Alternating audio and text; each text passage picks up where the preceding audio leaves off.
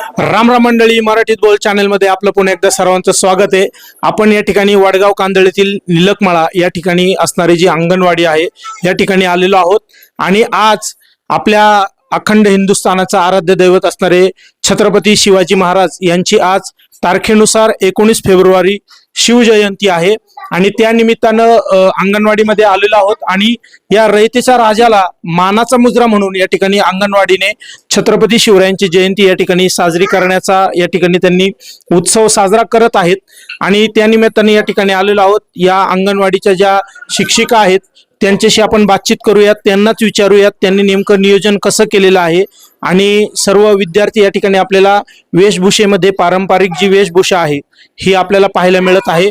तर मॅडमलाच विचारूयात की बाई, आपण या ठिकाणी शिवजयंती साजरी करत आहात, नेमकं तुमचं नियोजन काय आहे? आम्ही सगळे सण महापुरुषांच्या जयंती आणि आपले सगळे सण आम्ही अंगणवाडी साजरे करतो। काल पालकांना सांगितलं का आज मुलांना वेशभूषा करून पाठवा, तर पालकांनी पण उत्स्फूर्त सहभाग दाखवला आणि राजमाता जिजाऊ आणि छत्रपती शिवाजी महाराजांना त्या मुलांना कळावेत, त्यांचे संस्कार मुलांना व्हावेत यासाठी हा छोटासा प्रयत्न केलेला आहे। सर्वांना शिवजयंतीच्या खूप खूप शुभेच्छा। आता तुम्ही हा जो उत्सव करत आहात, माँसाहेब जिजाऊंचा सुद्धा तुम्ही या ठिकाणी फोटो ठेवलेला आहे, तर राजमातेचा फोटो ठेवण्याचं नेमकं कारण काय असू शकतं?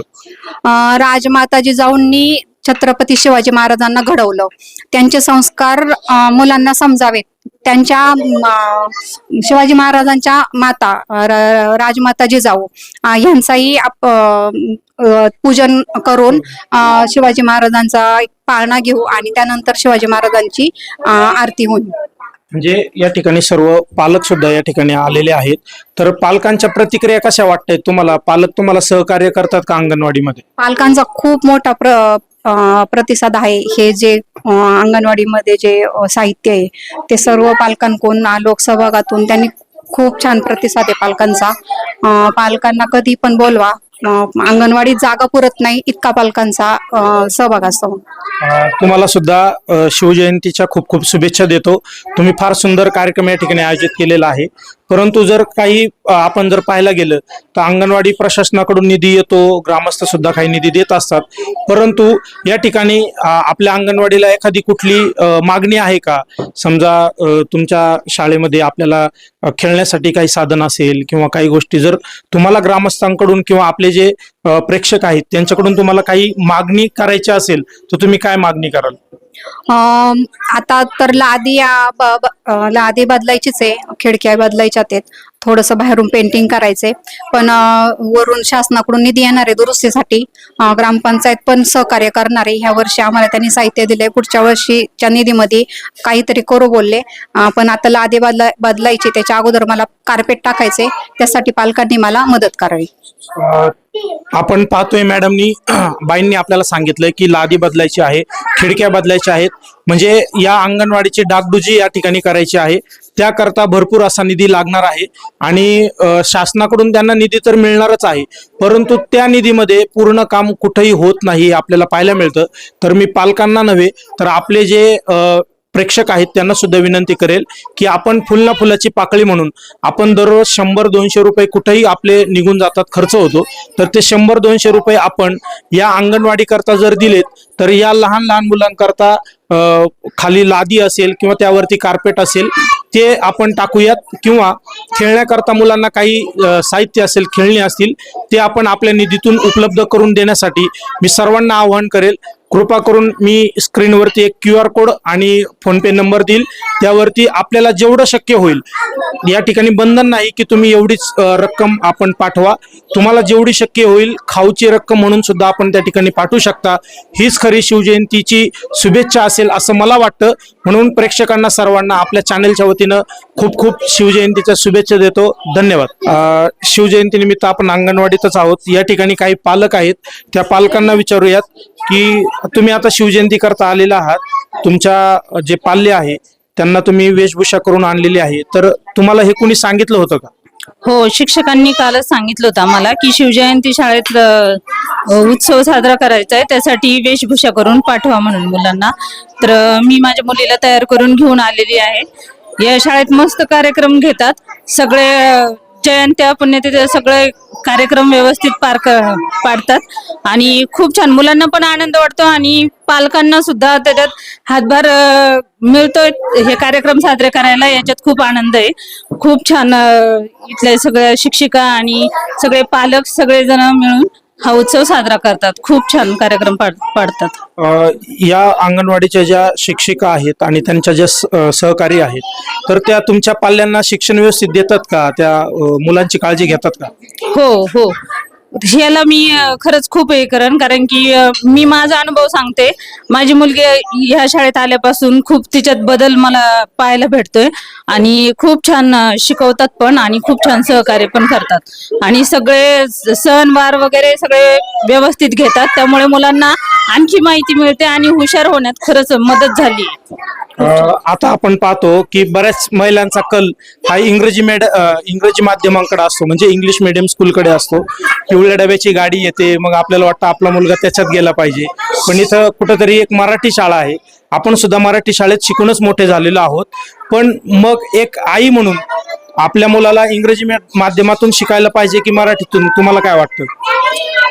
नाही, तसं तर इंग्रजी माध्यमाची मुलं म्हणजे आता ह्या कॉम्पिटिशन एवढी वाढली आहे, त्यामुळे आपल्याला वाटतं की आपला मुलगा पण त्या स्पर्धेत उतरावा, म्हणून आपल्याला वाटतं इंग्लिश मिडियम. पण इंग्लिश मिडियम मध्ये जास्ती करून अभ्यासावर भर दिला जातो, पण बाकीचे हे जे उपक्रम वगैरे असतात त्यात खरंच इंग्रजी माध्यमाच्या शाळा मागे आहेत. हा माझा पण अनुभव आहे. माझा मोठा मुलगा पण इंग्रजी माध्यमाला आहे, पण बाकीचे उपक्रम वगैरे हे त्या मुलांना माहित नाही. फक्त अभ्यास एका अभ्यास. तसं मराठी माध्यमाचे मुलं अभ्यासात पण हुशार असतात आणि सगळे उपक्रम वगैरे ते पण व्यवस्थित पार पाडतात आणि हुशार पण होतात ते. आणि सर्वांगीण विकासाच्या दृष्टीने मराठी शाळा खरंच खूप चांगली आहे. चालतंय, तुम्हाला खूप खूप शुभेच्छा. धन्यवाद.